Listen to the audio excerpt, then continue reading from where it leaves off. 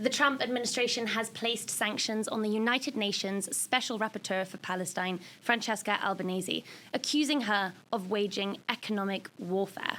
In a post on X, Secretary of State Marco Rubio accused Albanese of, quote, illegitimate and shameful efforts to prompt international criminal court action against US and Israeli officials, companies, and executives.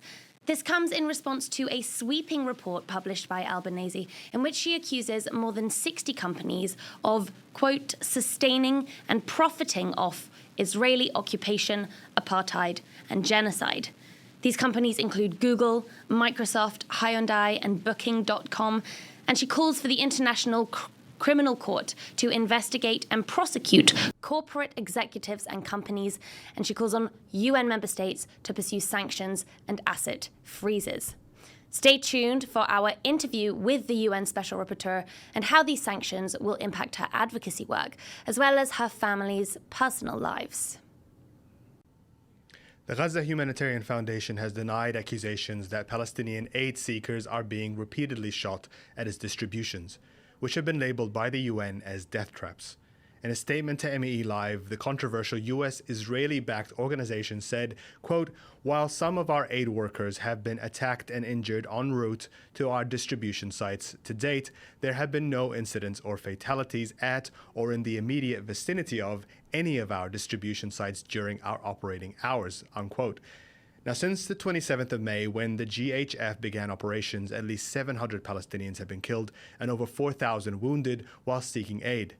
The Gaza Health Ministry and hospitals have tallied a death toll of 94 Palestinians in Gaza over the past 24 hours alone, including 45 who were attempting to get humanitarian aid.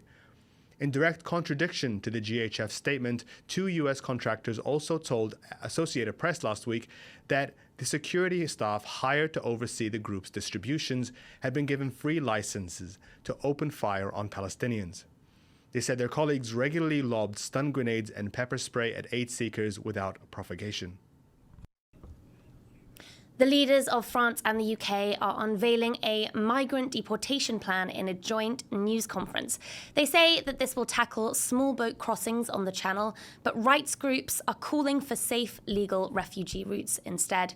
UK Prime Minister Keir Starmer hailed what he called a groundbreaking return scheme that would allow the UK to return migrants to France in exchange for a similar number with strong asylum cases or family connections. Some 20,000 people have arrived in Britain on small boats so far this year, the vast majority of them seeking asylum. France claimed that one factor encouraging crossings was a perceived ability to work without papers in the UK. But rising figures are in keeping with record levels of global displacement. UNHCR estimated this year that over 122 million people around the world have been forcibly displaced by war, persecution, disaster, and climate change are in need of international solutions. Now, these journeys come at great risk. Last year, almost 9,000 people died on migration routes, according to the International Organization for Migration, making it the deadliest year on record. Stay tuned as we turn to our interview with Francesca Albanese and her exclusive reaction to the US's decision to sanction her.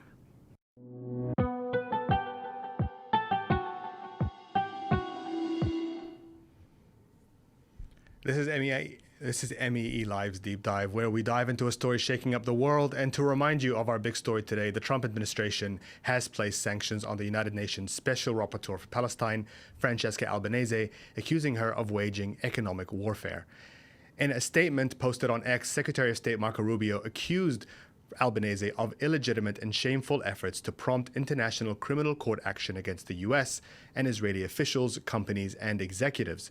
It comes in response to a sweeping report published by Albanese in which she accuses more than 60 companies, 20 of them American companies, of sustaining and profiting off of Israeli occupation, apartheid, and genocide. We mentioned them before, but here they are again: Google, Microsoft, Hyundai, Booking.com, Airbnb, a number of others. In the lead up to this report's release, the UN rapporteur and her team contacted dozens of these corporations, many who didn't respond to their concerns. The ones that did, only 15, rejected the accusations that they were directly complicit in war crimes. Now, 20 of these companies that are American which is, of course, why the US government is now taking such drastic action against Albanese and accusing her of economic warfare. They have also reportedly been involved in some lobbying of the US government ahead of this historic decision to place sanctions on the UN diplomat. So how does Francesca Albanese respond to these sanctions? Well, earlier I spoke to the UN Special Rapporteur to find out.